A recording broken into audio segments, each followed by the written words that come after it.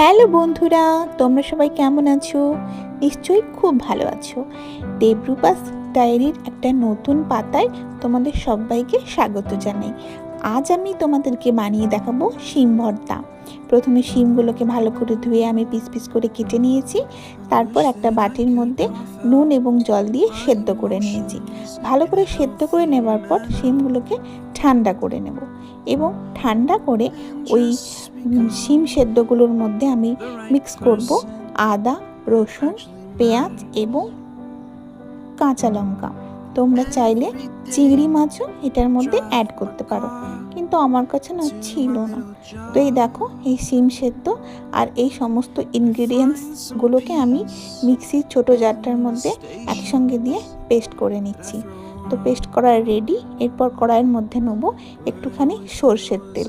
সর্ষের তেলটাকে ভালো করে গরম করে ওই শিম বাটাটাকে ওটার মধ্যে ঢেলে দেবো। তো এই হলো আমার শিম বাটা, এইরকম দেখতে লাগছে। তো শিম বাটাটা ওইটা কড়াইয়ের মধ্যে ঢেলে নেওয়ার পর খুব ভালো করে ভেজে নিতে হবে। যত বেশি ভাজা ভাজা হবে ততই বেশি টেস্টি খেতে হবে। গরম ভাতে এইরকম শিম বাটা দিলে না আর অন্য কোনো তোমাদের সবজি লাগবেই না, হেভি টেস্ট লাগে। তো তোমরাও একটু ট্রাই